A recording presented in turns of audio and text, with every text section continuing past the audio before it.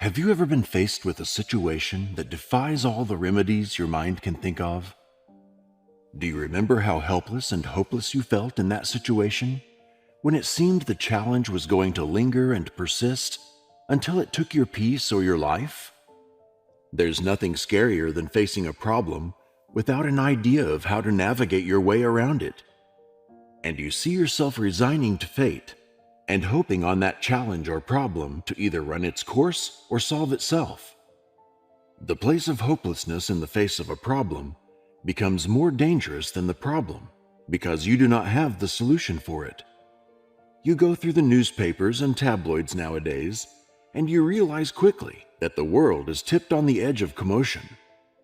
More problems keep rearing their heads in a world where solutions are not as forthcoming as the rate at which these challenges and evils keep rising. I remember growing up in a Bible-believing Christian home. The very first thing my mother taught me early in life was the fact that the God that we serve does not recognize limitations. My mother taught me that with God, all things are possible. Every time my mother had to teach us about how trusting in God takes care of the impossibilities in our lives, she always read a Bible passage to us. Mark 9:23. "If you can," said Jesus, "everything is possible for one who believes." Did you notice where the passage says, "if you can"? There are many things in the world that are impossible for a man and natural means, but that is not the end of the story. With God, all things are possible because God's power is unlimited. The best time in the life of any child of God is that time when you realize that your affairs are being run by a God who carries the power to change impossible situations into victory. God is not limited by any chance, but we have limited ourselves because of our unbelief.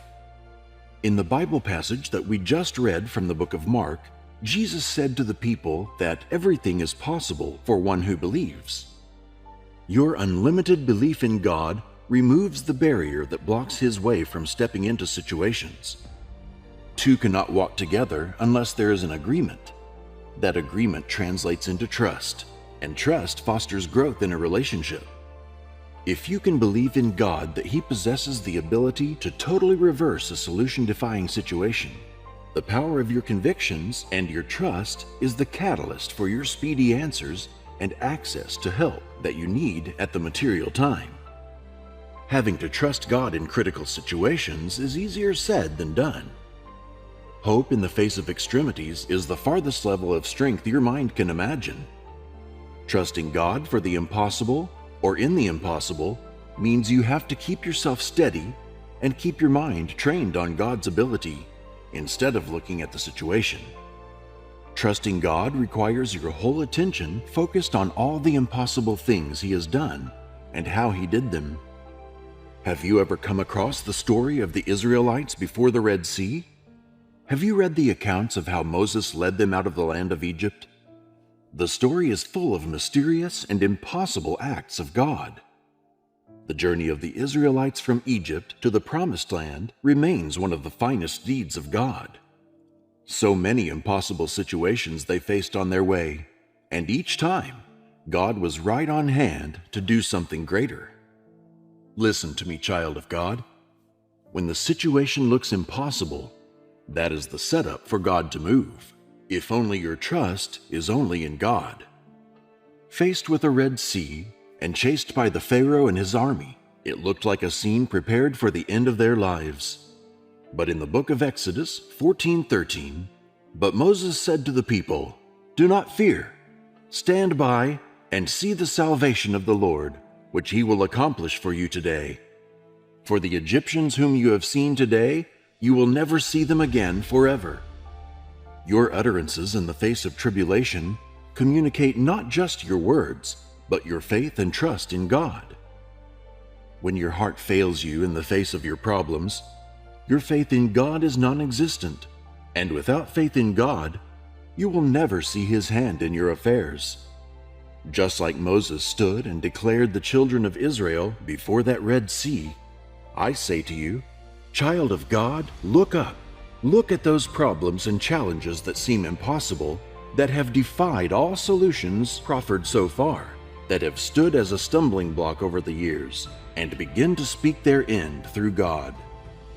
Many times, I find that I am in a constant battle between my own will to begin to do everything humanly possible until I reach the end of my humanity. I have gone through unnecessary pains and agonies, nights of toil and prayers. I have suffered unnecessary injuries to my life and worth many times because I gave in to my human instincts. And when I hit the limit of my trials, I succumb to the hopelessness, and the struggle becomes part of me. But I found a Bible passage while scrolling through a journal online, and the words of that passage became the light to my path. I found peace, joy, contentment, and most importantly, ease in dealing with my daily struggles. Isaiah 23:6, "You will keep in perfect peace him whose mind is steadfast, because he trusts in you." Trust in the Lord forever, for the Lord is the rock eternal. I found peace trusting in God, and that peace translated into God becoming my rock. Listen, those things you feel are impossible today, if you try, no matter how little your faith is, if you try to hand that situation and your whole operation over to God, you will find ease. George Mueller once said, "Faith does not operate in the realm of the possible. There is no glory for God in that which is humanly possible. Faith begins where man's power ends. Where your imagination ends is the beginning of the thought of God." The only path to true living in dominance over your life's toughest battles is trust in God. God does not glory in your defeat, neither does heaven derive joy from our sufferings. But we have limited ourselves to our human abilities, thereby shutting the access through which unsolvable problems are resolved. God. Jesus, one day, was teaching in the mountains for days, and a group of his followers gathered around him in their thousands to listen to him. The more Jesus spoke, the more people gathered, and this was a normal characteristic of the ministry of our Lord while on earth. But one day, Jesus looked up after many hours of teaching, and he saw that the people needed to be fed. Remember that these were not just his 12 disciples and the few followers he went about with. This was a crowd of over 5,000 people. Due to the crowd, Jesus had retreated into a more secluded area away from the town, and the people followed in thousands, and now he wanted to feed them. I can imagine how confused the disciples were when Jesus told them to instruct the people to sit down and get ready to be fed. They knew that no arrangements for food or welfare had been made beforehand. They are aware that the coffers had no money, and even if they did, they knew how difficult it was going to be to get enough food that would feed a crowd that was the size of a small city in their days. I can imagine many of the disciples were whispering amongst themselves how the Master wanted to achieve this feat. The only things they had as food for the whole crowd were 5 loaves of bread and 2 fish. That food was only enough for 5 men, and Jesus intended to feed over 5,000 people with it. This was a completely impossible situation for a human man. There's no possible calculation in the human frame of mind that can feed over 5,000 people with 5 loaves of bread and 2 fish. But in the book of Matthew 14:18, Jesus said to them, "Bring them here to me," he said. And he directed the people to sit down on the grass. Taking the 5 loaves and the 2 fish, and looking up to heaven, he gave thanks and broke the loaves. Then he gave them to the disciples, and the disciples gave them to the people. They all ate and were satisfied, and the disciples picked up 12 baskets of broken pieces that were left over. What is that situation that looks like it cannot happen? What do people say to you about that plan of yours? About how impossible your health challenges are? What do people tell you about your financial situation? What does your mind say about your own battles? Consider Jesus Christ. His mindset was never set on the situation on the ground. The available resources or the unavailability of them were not his concern. His mind and his faith were trained and steady on the ability and the possibility of his intentions. He lifted his eyes to heaven and gave thanks. He didn't ask heaven for the miracle to increase the bread and fish. His faith and trust in the ability of God to do that already handled the impossible situation before it even occurred. When you see a man or woman around you enjoying the level of ease and comfort, check very well that that man or woman is totally sold to the idea that nothing is impossible with God. Child of God, do not look at the challenge. Do not train your mind to look at the complexities in the situation instead. Train your mind to trust God, that before any problems arise, He is capable. That is the secret to living in victorious bliss in life and destiny. Put your trust in the God of the impossible.